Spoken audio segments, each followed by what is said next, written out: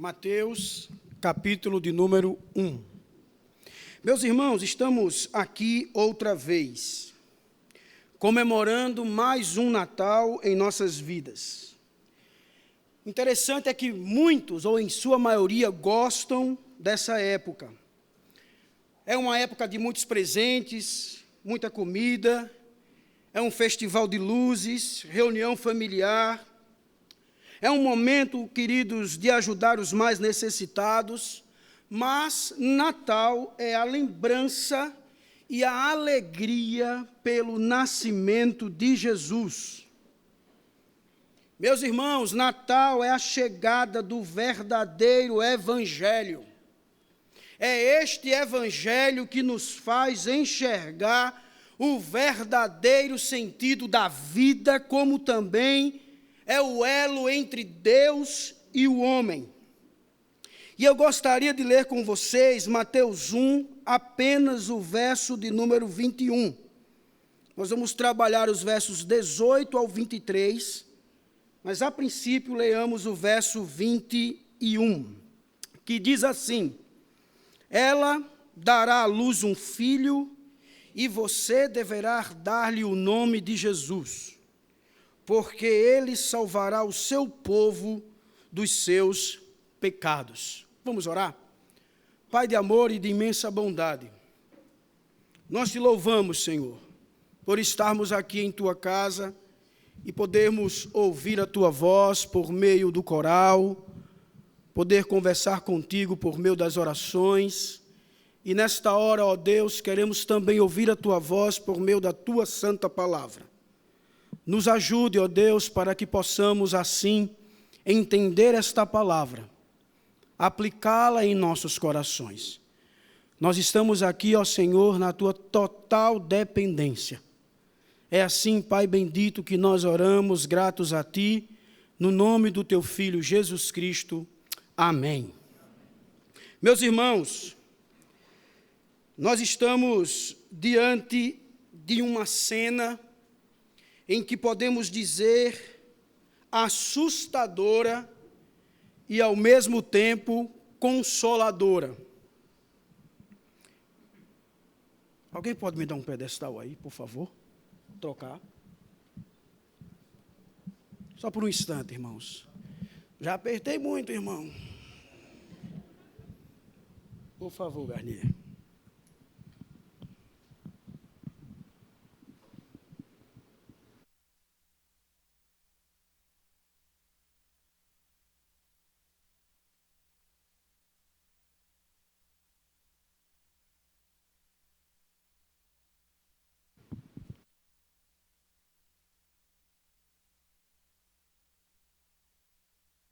Faz parte. Agora é aqui, ó. Jesus. Ajuda aqui, Garnier. Deu? Bem, devagar. Deixa eu sair. Pronto. Agora deu certo.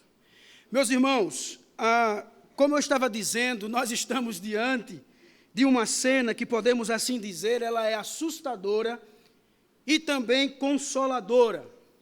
Ela é assustadora porque, à parte da revelação especial, a ideia de um nascimento virginal não se encontra em lugar algum nos escritos judaicos.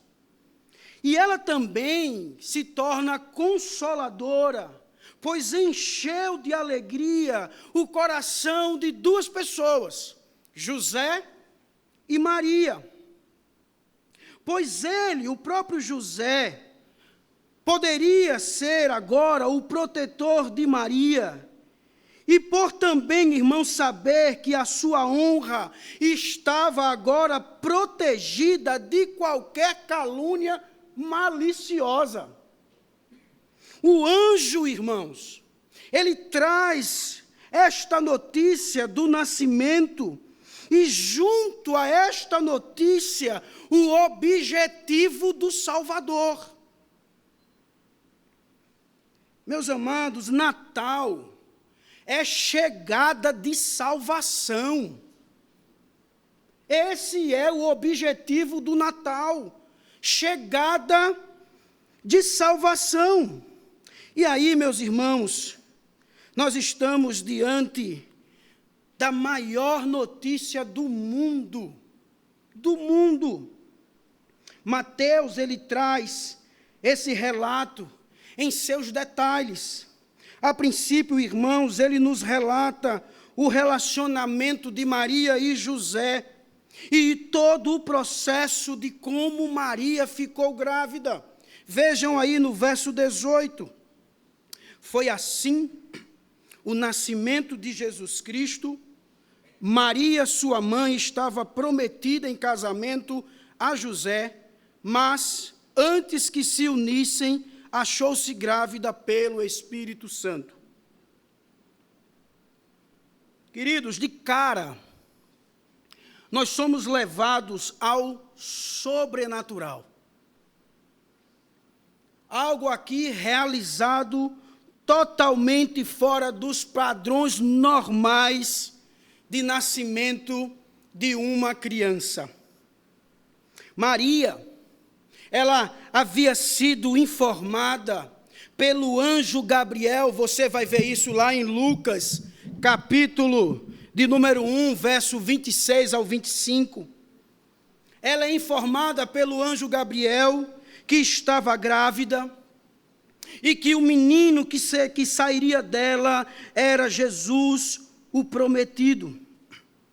José, o seu futuro marido, soube dessa condição de Maria e decidiu não expô-la à desonra. O verso 19, irmãos, nos diz que por ser José, seu marido, um homem justo e não querendo expô-la à desonra pública, pretendia anular o casamento secretamente. Por que, irmãos, José teve essa atitude? Observem, José deve ter sofrido muito com essa situação. Ele, irmãos, amava Maria. Ele queria tê-la como esposa. Mas o texto nos diz que ele era justo. Ele era um homem de princípios, que queria viver de conformidade com a vontade de Deus. José, irmãos, poderia, de acordo com o costume da época, estabelecer uma ação judicial contra Maria, ou entregar-lhe uma carta de divórcio de forma silenciosa. Decidido, irmãos, a ter essa atitude, o anjo Gabriel, ou melhor, o anjo do Senhor, ele entra em cena. E aí o verso 20 nos diz, mas depois de ter pensado nisso, apareceu-lhe um anjo do Senhor em sonhos e disse, José, filho de Davi, não tema receber Maria como sua esposa, pois o que nela foi gerado procede do Espírito Santo. Irmãos, ao dormir, Deus, ele envia o seu anjo para dar ao seu servo uma grande notícia. Olha aqui. Uma grande notícia. O nascimento do Redentor. E aí ele continua no verso 21. Ela dará à luz um filho, e você deverá dar-lhe o nome de Jesus, porque ele salvará o seu povo dos seus pecados. Amados, que notícia. Passam-se anos e anos, e não surgiu e nem surgirá uma notícia como esta. Vejam, o Espírito Santo, pelo exercício de cujo poder a criança é concebida, uma mulher simples em todos os aspectos, Agora ela é chamada de bendita dentre todas as mulheres. E José, meu irmão, recebe a ordem de dar o nome ao menino. Nome este escolhido pelo próprio Deus. Nome este, meu irmão, que traz todo um significado de salvação para o seu povo, para as suas ovelhas. Então, meus irmãos, todo esse processo é para entendermos a promessa de Deus, dita pelo profeta em Isaías 7, verso 14. E se cumpriu. O verso 22 e 23 nos diz que tudo isso aconteceu para que se cumprisse o que o Senhor dissera pelo profeta. A virgem ficará grávida e dará à luz um filho, e lhe chamarão Emanuel, que significa Deus conosco. Mateus, irmãos, traz esse relato a fim de mostrar que Jesus é realmente o Messias há muito tempo esperado. O objetivo de Mateus é para que venhamos abraçar Jesus por meio de uma fé viva e que também venhamos proclamar as boas novas de salvação por meio deste mediador. Oh, meus irmãos, esse deve ser o sentido do Natal, a chegada do Salvador, a chegada do Redentor, do Consolador, do Intercessor, a chegada do grande amigo, a chegada do pastor, a chegada do justo, a chegada do Deus conosco. Um comentarista nos diz, irmão, sobre o nascimento de Cristo o seguinte: ele nos diz que em Cristo Deus veio habitar com os doentes para curá-los, com os endemoniados para libertá-los, com os pobres em espírito para abençoá-los, com os preocupados para livrá-los das preocupações, com os censurados para admoestá-los, com os leprosos para purificá-los, com os famintos para alimentá-los, com os inválidos para restaurá-los e, acima de tudo, com os perdidos para buscá-los e salvá-los. Meu amado irmão, não estávamos assim também? Não nos encontrávamos em alguma dessas situações? Não importou, meu irmão, para Cristo, nenhuma situação dessa que o impedisse de nos resgatar. E o maravilhoso, irmãos, é que Ele nos incentiva a fazer o mesmo. Esse é o significado do Natal. Nós vimos, irmãos, que José estava prestes a tomar uma decisão. E ao saber que a sua futura esposa estava grávida, o seu coração encheu-se de temor, ao ponto de deixá-la. Aquele homem, ele não sabia o que estava acontecendo. Mas vejam o cuidado de Deus. Vejam o que o nascimento do menino traz.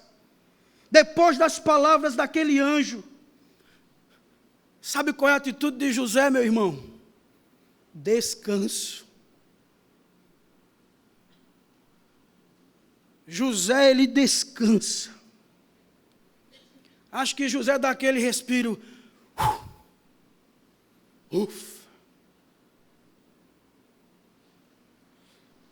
José, irmãos, ele descansa na certeza de que Deus está no controle de todas as coisas. Além de descansar, José agora passa a esperar em Deus. Nós também devemos ser assim, meus irmãos. Devemos, com todo o nosso coração, esperar em Deus.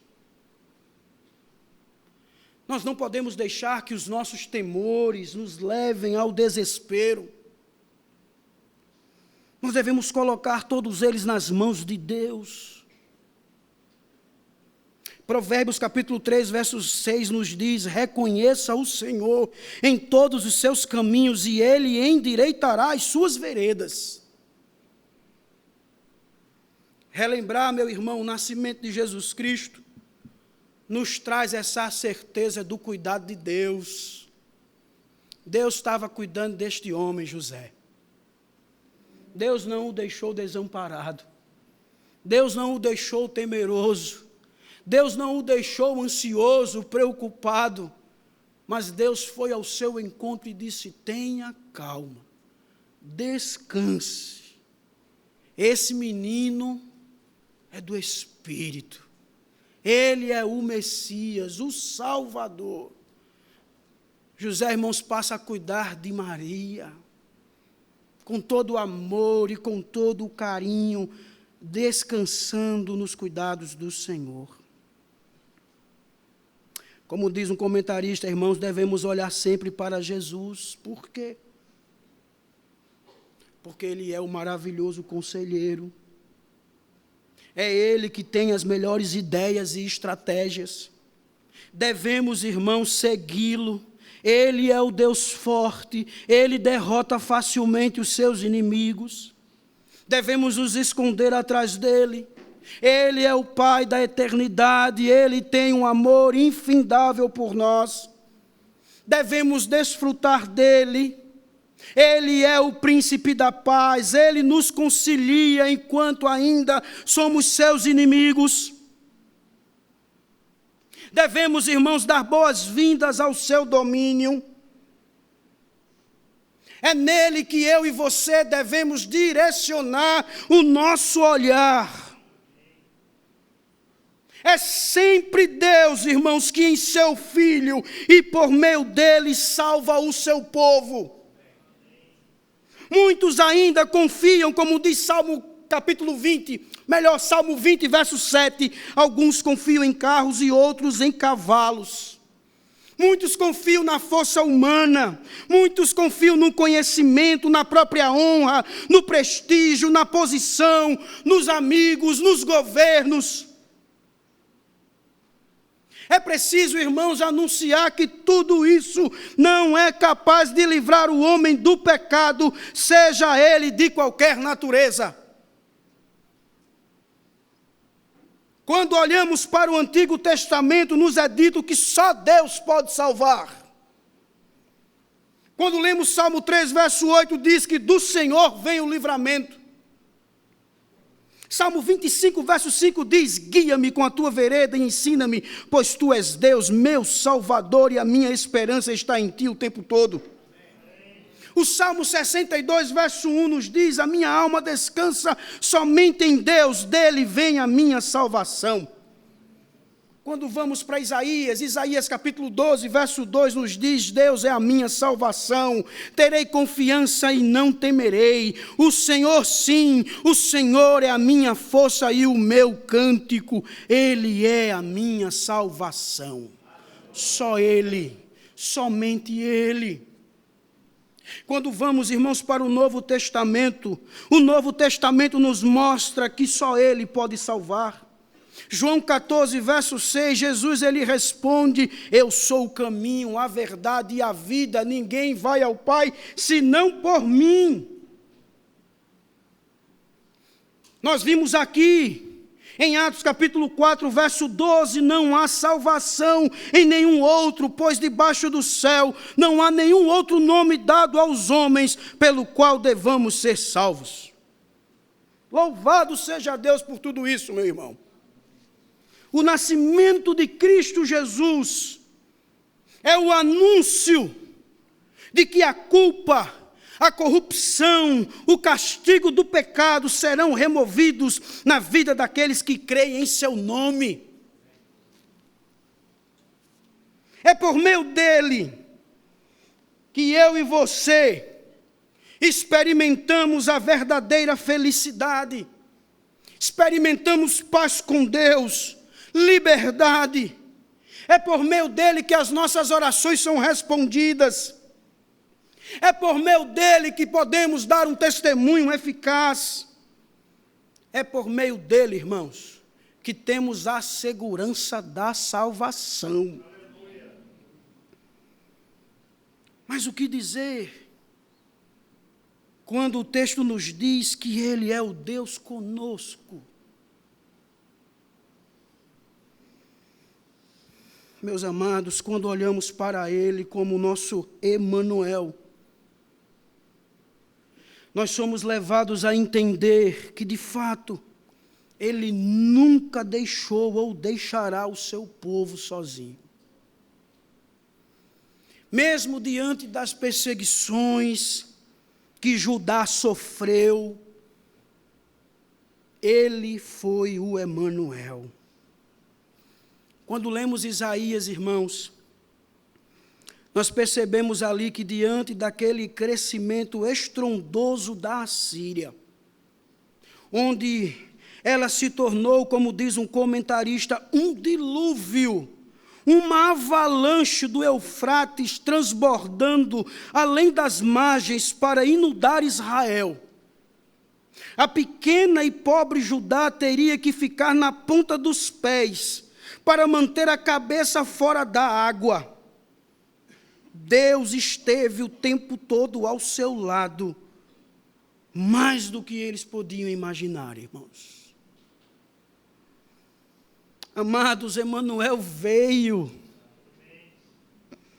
Ele está sempre nos dizendo que está sempre conosco.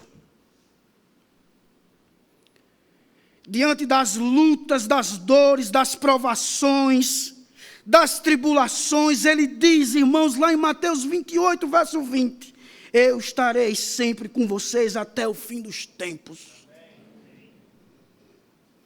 Por isso que eu e você não podemos e não devemos ter medo. Não deixe, meu irmão, seu coração se abater. Deus conosco é uma realidade.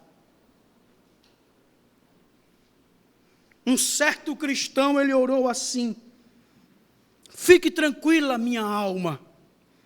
O Senhor está ao seu lado. Suporte com paciência a cruz da tristeza e da dor. Deixa para o teu Deus a tarefa de ordenar e de prover. Em todas as situações ele permanecerá fiel. Fique tranquila, minha alma. Teu melhor amigo, o amigo celestial, através dos espinhos do caminho, te levará a um final feliz. Que essa seja, meus irmãos, a nossa oração. Que confiemos nele, que descansemos nele, porque Jesus, ele veio, e ele veio trazendo a mensagem: Deus está conosco. Meus irmãos, estamos aqui outra vez, comemorando mais um Natal em nossas vidas. Que eu e você venhamos enxergar esse momento de maneira muito especial. Que eu e você possamos dizer, porque um menino nos nasceu, um filho nos foi dado, e o governo está sobre os seus ombros, e ele será chamado Maravilhoso, Conselheiro, Deus Poderoso, Pai da Eternidade e Príncipe da Paz. Lembremos do seu nascimento, mas também lembremos da vida, da morte e da sua ressurreição, na certeza de que ele voltará para buscar a sua igreja. Os anjos, irmãos do Senhor, disseram: Galileus, por que vocês estão olhando para o céu? Este mesmo Jesus, que dentre vocês foi elevado ao céu, voltará da mesma forma como o viram subir. Natal, irmãos, é salvação. Mas Natal também é lembrança e certeza de que Ele voltará para buscar a sua igreja. Creiamos e nos alegremos nisto. Vamos orar, meus irmãos. Feche seus olhos. Pai de amor e de imensa bondade, nós te bendizemos e te louvamos pelo nascimento do teu Filho. Muito obrigado, Senhor.